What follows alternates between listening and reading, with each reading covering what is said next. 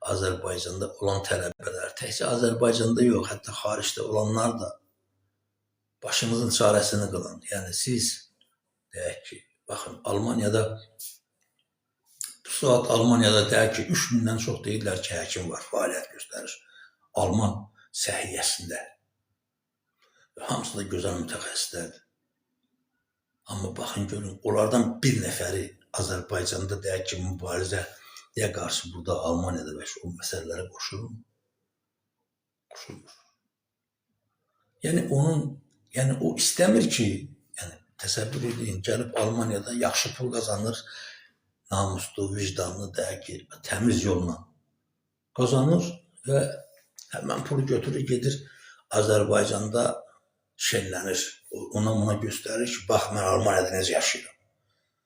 Amma o danışmır ki, ay kişilər, Almaniyada ölkə bilirsiniz necədir? Gəlin biz də Azərbaycanda belə bir ölkə quraq, ölkəmizə sahib çıxaq.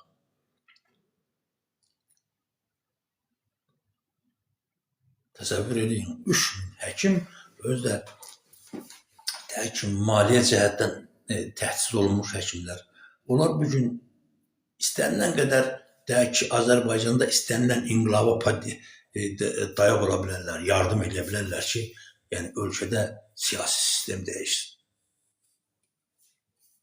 Amma onlar eləmirlər. Bilirsiniz niyə? Ona görə ki, bilirlər ki, onların arxasında sən durmayacaqsan.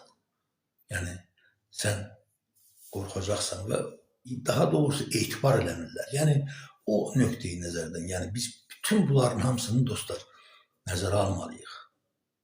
Məsələn, biz sadəcə sən əgər bir gənc kimi, məsələn, deyək ki,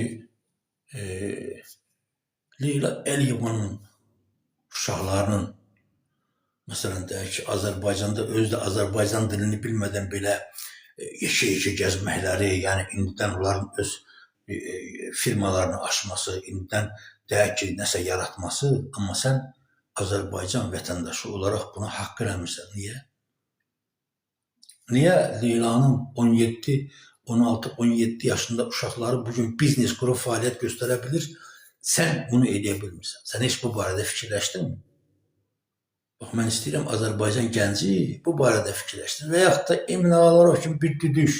Baxın, bu fərq, bu Leyla Əliyevadan ayrılır. Bu sadəcə bu şərəfsizlikdir. Yəni, bugün bəs Mehman Hüseynovun açdığı o məsələlər, mən düzünə inanın, mən fikirləşirdim ki, yəni bu məsələlərdən sonra artıq bu ailənin sonu gələcək. Onu bilək ki, yəni belə biabırçılıqdan sonra, baxın, Emin Ağalarov kimi bir düdük gəlib, məsələn, deyək, prezidentin qızını boşuyub, ayrılıblar, gedib başqa da bir arvad da alıb. İndi gəlib onunla burada bu klip çəkdirirlər, ay sənin gözlərin belə filan, ay git.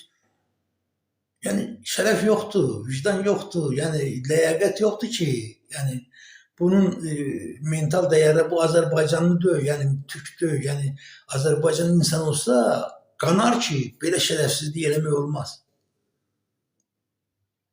Bilirsiniz? Yəni, məsələ budur. Emin də gəlib burada Leyli ilə kliplərdə, dənizin qırağında falan da kef edir.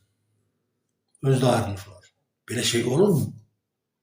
Yəni, bu bizim bir kişi kimi, bir Azərbaycan insanı kimi, deyək ki, qürurumuza toxunmur mu?